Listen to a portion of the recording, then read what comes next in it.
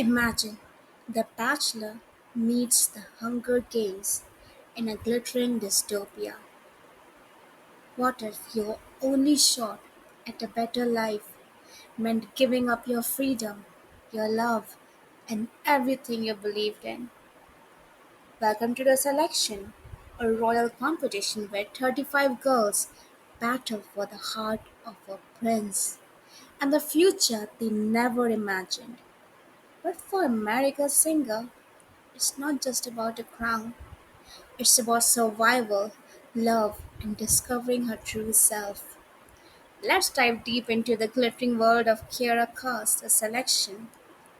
The novel is set in a dystopian future in the country of Ilya, a monarchy that rose from the ashes of a collapsed America.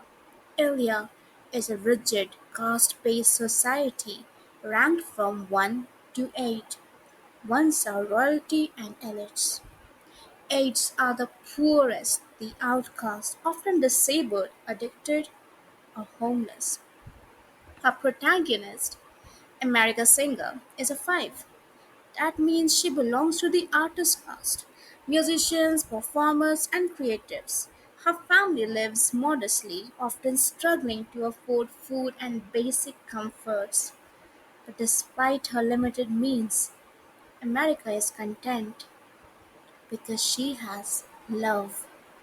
She is secretly in a relationship with Aspen Ledger, a handsome sex who works as a servant. But in Elia, love between castes, especially upward love, is dangerous. When the palace announces a selection, a televised event where 35 girls are chosen from across the country to compete for the hand of Prince Maxim, America wants nothing to do with it.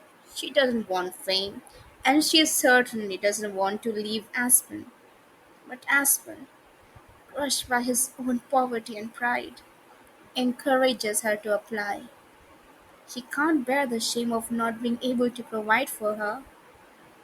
Reluctantly, America enters. And to her shock, she is selected. Suddenly, she is swept away from a small home in Carolina to the opulent royal palace in Angeles. Everything changes: beautiful gowns, fancy meals, cameras following her every move. At first, America's heart is still with Aspen. She's angry, confused, and absolutely out of place. But then she meets Prince Maxim, and he's nothing like she expected. He is kind, gentle, and a little awkward. Well, he's not at all arrogant or entitled like she imagined. America, being fearless and still being so much in love with Aspen, makes a bold move. She tells Maxon up front that she doesn't want to marry him. She asks to stay, not to win, but to be his friend. Surprisingly, Maxon agrees. And so begins a delicate, complex relationship that starts with honesty and evolves into something deeper. While the selection is a competition, it's also a pageant, a game of politics and a test of character. The girls face media attention, rivalry, sabotage, and constant pressure to please the king and queen. Some girls are ruthless, like Celeste, a two who manipulates others and is hungry for power. Others, like Marley, becomes America's true ally. All, all the while, the country faces unrest. Rebels, both northern and southern, frequently attack the palace. The northerns are after something, possibly knowledge or change. The southerns are violent and deadly. These attacks remind America that while she plays dress up in a palace, real people outside are suffering under the system. She begins to question the monarchy, the caste division, and the selection itself. Maxon, too, he's not blind. He sees everything. He reveals that he doesn't just want a pretty face, he wants someone who will stand beside him and challenge him to be a better ruler. America, with her compassion, strength and refusal to conform, intrigues him. And maybe that's why he agreed to let her stay, even though she does not want to be his future queen. And slowly, feelings bloom. Just when America starts to let her guard down with Maxim, guess who appears at the palace? Aspen. Yeah, Aspen. He's now a palace guard. Seeing him throw America's emotion, seeing him, America throws emotions into a chaos. Her first love is now within arm's reach, but he broke her heart.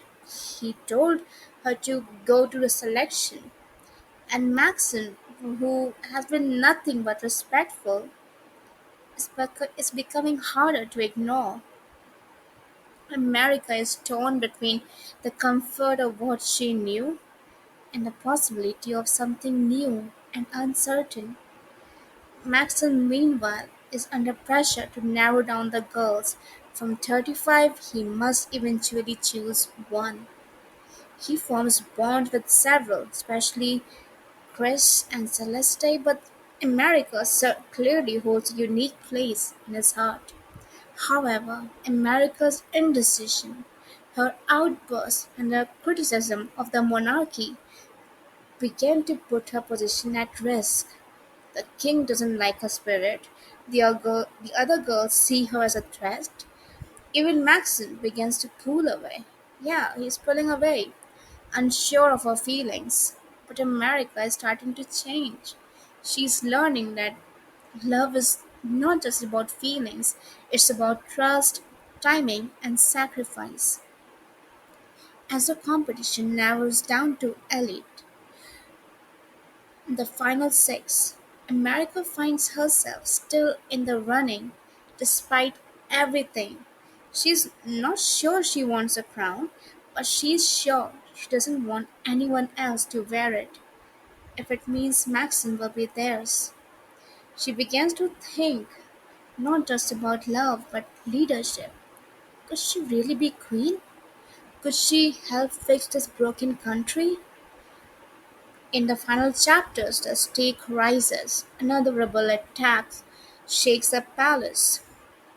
America discovers secrets hidden in the palace library, diaries about Elia's founder that suggest the monarchy isn't as pure as it claims.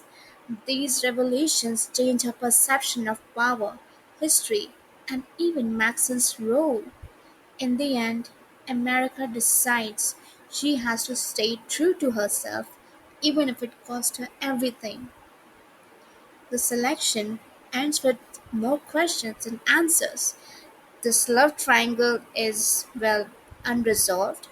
The political unrest is growing. The crown is still up for grabs. I mean, the girls are like killing for the crown. But one thing is clear: America Singer is no longer just a girl from Carolina. She is no longer a five. She's becoming a voice, a force, and maybe even the future queen. If you enjoyed this deep dive into the selection, hit like, subscribe, and drop your thoughts in the comment. Team Max, not Team Aspen. And stay tuned for more summaries and breakdowns of the elite and the one coming soon. Bye.